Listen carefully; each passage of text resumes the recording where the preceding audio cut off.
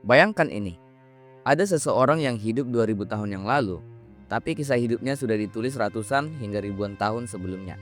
Siapa orang ini? Bagaimana bisa semua detail hidupnya tertulis sebelum ia lahir? Dan apakah ini hanya kebetulan? Atau kita sedang menyaksikan nubuatan ilahi yang tergenapi secara nyata? 10 nubuatan tentang Yesus.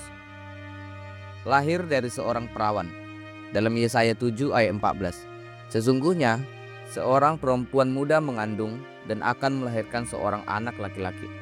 Ayat ini ditulis sekitar 730 tahun sebelum Masehi oleh Nabi Yesaya dan digenapi dalam Matius 1 ayat 22-23 saat Maria, seorang perawan muda, melahirkan Yesus. Zaman itu, tidak ada yang akan percaya pada kelahiran tanpa hubungan biologis. Tapi nubuatan ini muncul 700 tahun sebelumnya. Dan yang lebih mengejutkannya, namanya akan disebut Immanuel, yang artinya Allah beserta kita. Apakah ini hanya metafora atau sungguh Allah sedang turun ke bumi? Lahir di kota Bethlehem. Mika 5 ayat 1. Hai Bethlehem, daripadamu akan bangkit seorang yang akan memerintah.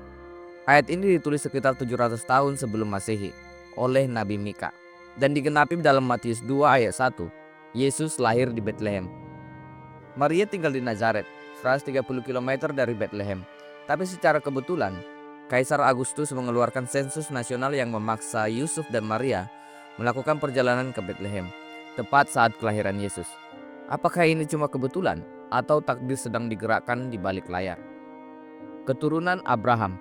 Kejadian 12 ayat 3. Olehmu, semua bangsa akan mendapatkan berkat. Ayat ini ditulis sekitar 1400 tahun sebelum Masehi oleh Musa dan digenapi dalam Matius 1 ayat 1.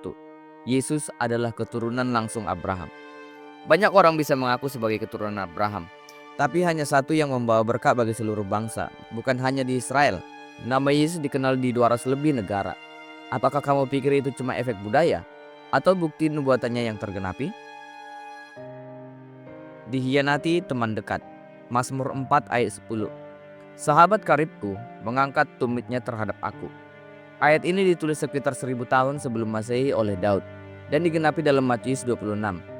Yudas Iskariot, murid Yesus sendiri, mengkhianatinya. Yesus tidak ditusuk dari belakang oleh musuhnya, tapi orang yang mencium tangannya dan orang yang makan bersamanya. Kalau nubuatan ini benar-benar terjadi, artinya semua yang terjadi malam itu sudah ditulis 1000 tahun sebelumnya. Dijual 30 uang perak. Dalam Zakaria 11 ayat 12. Upahku 30 uang perak. Ayat ini ditulis sekitar 520 sebelum Masehi oleh Nabi Zakaria dan digenapi dalam Matius 26 ayat 15. Yudas menjual Yesus dengan harga 30 keping perak. Bukan 29, bukan 31, tapi tepat 30 uang perak.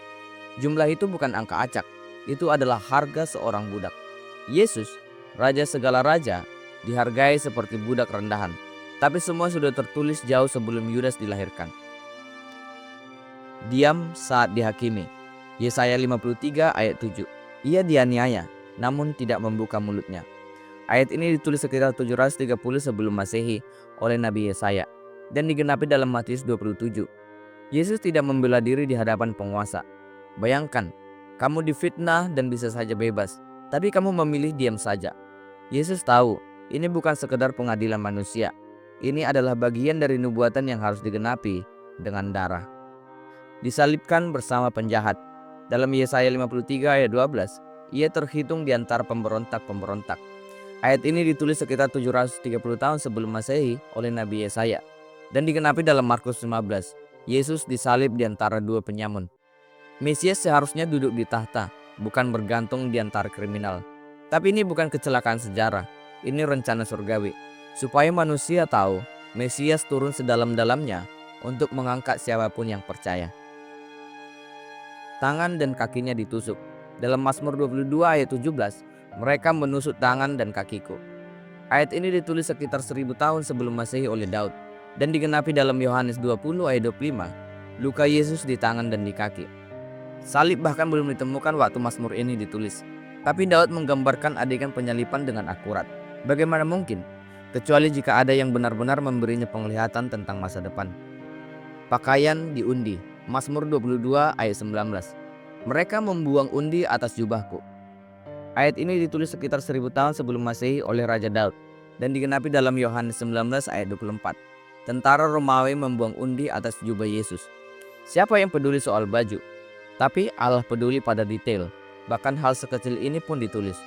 Dan hal ini benar-benar terjadi di bawah salib saat darah menetes dari tubuhnya. Bagi-bagi, jangan dibagi-bagi. Aku mengusulkan kita undi saja. Bangkit dari kematian. Mazmur 16 ayat 10. Engkau tidak menyerahkan aku ke dunia orang mati. Ayat ini juga ditulis oleh Raja Daud sekitar 1000 tahun sebelum Masehi dan digenapi dalam Kisah Para Rasul 2 ayat 31. Yesus bangkit pada hari ketiga. Kematian Yesus bukanlah akhir. Nubuatan ini berbicara tentang kebangkitan, dan itulah yang membedakan Yesus dari semua tokoh agama lain. Kuburnya kosong dan nubuatannya hidup. Banyak nubuatan-nubuatan yang terjadi ketika zaman Yesus, dan kamu mungkin bisa abaikan satu kebetulan, mungkin dua, tapi 10 ditulis oleh orang yang berbeda, ratusan tahun terpisah, dan semua digenapi dalam satu pribadi, yaitu Yesus Kristus. Pertanyaannya bukan lagi apakah Yesus itu nyata, tapi apa yang akan kamu lakukan setelah mengetahui semuanya ini.